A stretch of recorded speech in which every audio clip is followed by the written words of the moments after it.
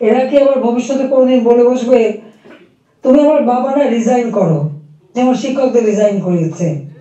কোনদিন বাকে বলবে তুমি আর আমার মা না, তুমি এখন রিজাইন করো, মাতৃত্ব থেকে রিজাইন করো, পিতৃত্ব থেকে রিজাইন করো, সেটাই হয়তো বলে বসবে। এটা কি অভিভাবকরা দেখে না? এটা কি ধরনের এই জাতিকে কিভাবে গড়েছে, সেটাই আমার প্রশ্ন।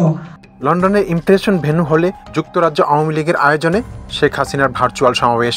আর এই সমাবেশে আওয়ামী লীগ সরকারের বেশ কয়েকজন মন্ত্রী, প্রতিমন্ত্রী, সংসদ সদস্য ও সাবেক এক মন্ত্রী পরিষদ সচিবকে দেখা গেল, যারা 5 আগস্ট অসংখ্য হত্যা মামলার পলাতক আসামি। আমরা তো শিক্ষা দীক্ষা সব দিক থেকে সুযোগ করে দিয়েছি, আমরা শিক্ষা বৃত্তি দিয়েছি, বয়স্ক ভাতা, বিধবা ভাতা, প্রতিবন্ধী ভাতা, মুক্তিযোদ্ধা ভাতা দিয়েছি, সব বন্ধ। আজকে হাহাকার। বাংলাদেশে আওয়ামী লীগ সরকার বলে কোনো মানুষ ভিক্ষা করতে হতো না। হ্যাঁ, কিছু প্রফেশনাল ভিখারি ছিল, সেটা আলাদা, কিন্তু মানুষকে তো ওইভাবে খাবারের জন্য হাহাকার করতে হতো না। মানুষ অন্তত 3 বেলা খাবার পাচ্ছিল। নেতাকর্মীদের বার্তা দিতেই যুক্তরাজ্য আওয়ামী লীগের উদ্যোগে আয়োজন করা হয় এক সমাবেশের, যেখানে দলীয় সভাপতি শেখ হাসিনা ভার্চুয়াল যুক্ত হয়ে বক্তব্য দেন। সেই সমাবেশের সামনের সারিতেই উপস্থিত ছিলেন আওয়ামী লীগের সভাপতি মণ্ডলীর সদস্য ও ফরিদপুর 1 আসনের এমপি আব্দুর রহমান, সিলেট 2 আসনের সাবেক এমপি শফিকুর রহমান চৌধুরী, সিলেট 3 আসনের সাবেক এমপি হাবিবুর রহমান হাবিব, জনপ্রশাসনের প্রভাবশালী কর্মকর্তা হিসেবে পরিচিত কবির বিন আনোয়ার। গত বছরের জানুয়ারিতে তিনি আওয়ামী লীগের নির্বাচন পরিচালনা কমিটির কো-চেয়ারম্যান নির্বাচিত হন। গত 1 অক্টোবর তিনি ও তার স্ত্রীর উপর দেশ থেকে নিষেধাজ্ঞা দেন আদালত।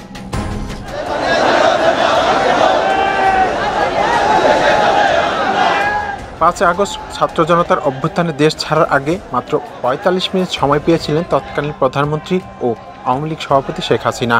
অল্প সময়ের এই নোটিশে দলের নেতাকর্মীদের জন্য কোনো বার্তাই দিয়ে যেতে পারেননি তিনি। ফলে অনেক প্রভাবশালী নেতা দেশ ছাড়ার আগেই আটক হন। তবে আটক হওয়ার বাইরে নেতাকর্মীরা কে কোথায় আছেন তা জানা যায়নি এখনো।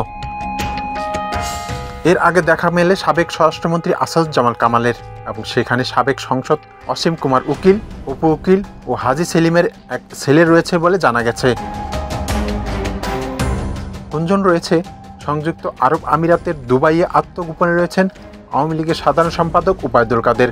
কারো দাবি তিনি সিঙ্গাপুর কিংবা থাইল্যান্ডে, আবার কেউ কেউ বলছেন তিনি দেশেই আত্মগোপনে রয়েছেন।